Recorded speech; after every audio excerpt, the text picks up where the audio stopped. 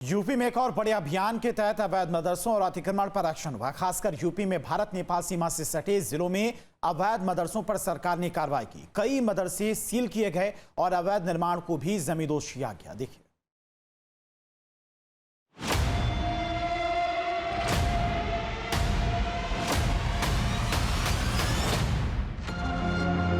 एक तरफ यूपी से पाकिस्तानी नागरिकों को बेदखल किया गया है, तो दूसरी तरफ सीएम योगी की नजर अवैध मदरसों और अतिक्रमण की तरफ टेढ़ी हो गई है और सीएम योगी के निर्देश पर प्रदेश में अवैध मदरसों पर ताबड़तोड़ एक्शन लिया गया है। सरकार के निर्देश पर भारत नेपाल सीमा पर स्थित जिलों में खास अभियान चलाकर कई अवैध निर्माणों को ढाया गया है। साथ ही अवैध मदरसों पर कार्रवाई की गई है। सबसे बड़ी कार्रवाई श्रावस्ती जिले में की गई है, जहां 17 अवैध मदरसों को बंद कर दिया गया है। ये मदरसे मान्यता के बिना ही संचालित किए जा रहे थे।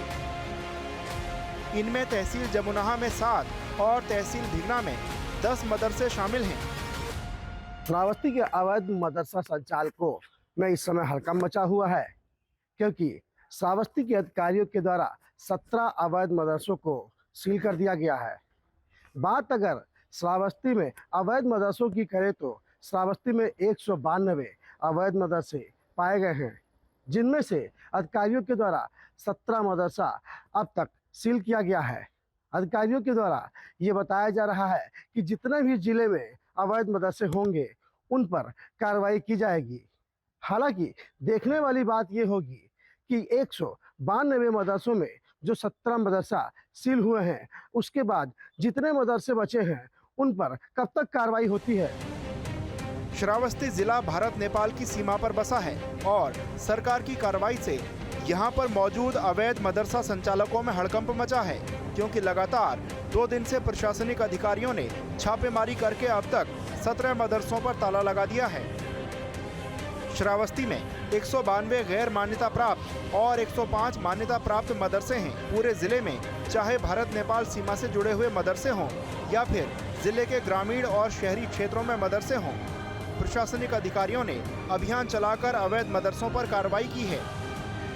इसमें बॉर्डर के समीप का जो क्षेत्र है उसके अंतर्गत जो अनियमित या अवैध रूप से जो भी निर्माण है उन पर कार्रवाई हुई, उसी के अंतर्गत इस मदरसे पर कार्रवाई हुई थी। ये जो है रजिस्टर्ड संस्था नहीं है। मदरसा संचालकों का कहना है कि उन्हें कार्रवाई से पहले किसी प्रकार का नोटिस नहीं दिया गया है और उनके मदरसों को ताला लगा दिया गया है, जबकि उनके मदरसों को बेसिक शिक्षा विभाग से मान्यता मिली है।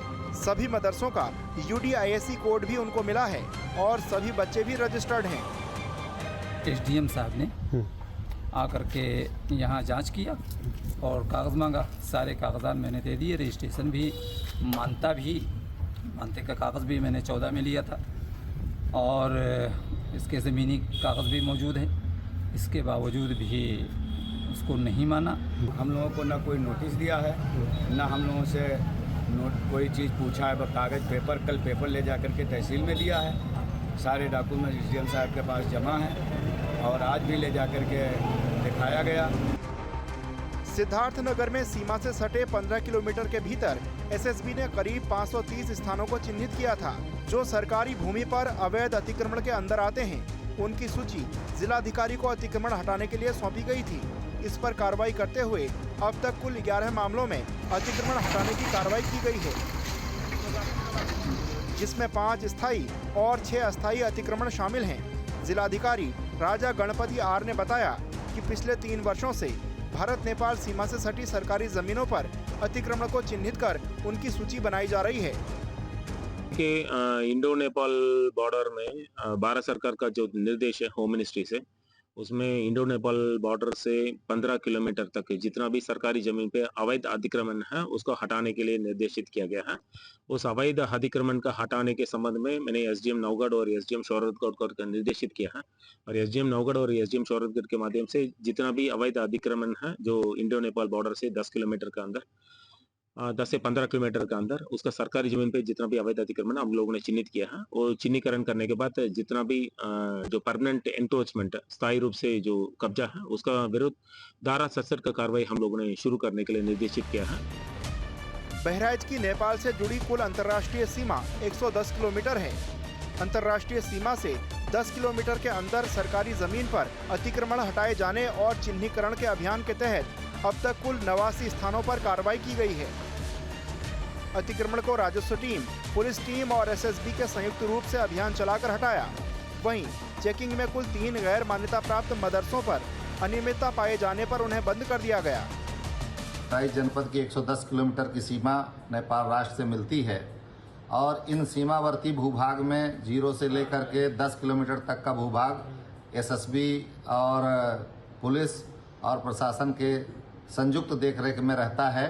और इसमें जो अवैध अतिक्रमण पाए गए हैं उन अतिक्रमणों में 0 से 5 किलोमीटर के अतिक्रमणों का प्रथम श्रृंखला में 89 अतिक्रमण हटाए गए हैं। जो मदरसे ऐसे संचालित हैं जिन पे अवैधानिक हैं, जो विधिपूर्ण तरीके से नहीं संचालित किए जा रहे हैं, उन पर सभी जगह कार्रवाइयाँ चल रही हैं और इस क्रम में आज 3 मदरसों को जो है वो सील भी किया गया है। उधर लखीमपुर खीरी में भी अवैध मदरसों पर योगी सरकार की सख्ती नजर आई है, जहां सरकारी जगह पर अवैध कब्जा कर बनाए गए मदरसे पर बुलडोजर चलाया गया। नेपाल बॉर्डर के पास कृष्णानगर गांव में प्रशासन की टीम ने भारी सुरक्षा बलों के साथ सरकारी जमीन पर किए गए अवैध निर्माण को ढहा दिया। बताया जा रहा है कि संपूर्ण नगर इलाके में इससे पहले 2023 में भी अवैध रूप से बनी मस्जिद मदरसा को प्रशासन ने गिराया था, लेकिन एक बार फिर वहीं पर निर्माण किया जा रहा था, जिसके बाद प्रशासन की टीम ने वहां बुलडोजर चलाकर सरकारी जमीन को खाली करा लिया। इधर सरकार के निर्देश पर प्रशासन अवैध मदरसों और अतिक्रमण पर एक्शन ले रहा है, तो इस मामले पर सियासत भी शुरू हो गई है। सरकार इसे सही ठहरा रही है तो विपक्ष कार्रवाई पर सवाल उठा रहा है।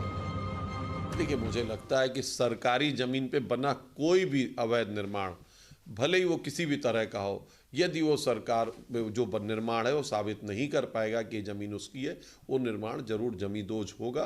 कानून की सीमाओं के से बाहर कोई नहीं है, कानून की सीमाओं के अंदर है और जो भी सरकार भी कार्रवाई कर रही है वो भी कानून की परिधि में ही कर रही है। पहले तो उत्तर प्रदेश की सरकार ये तय कर ले कि उत्तर प्रदेश में वैध क्या है, अवैध क्या है। और अगर एक धर्म के मदरसे ही अवैध हैं तो बहुत कुछ अवैध बना हुआ है। योगी आदित्यनाथ जी, जब आपका दिल करेगा तो समाजवादियों से लिस्ट मांग लेना।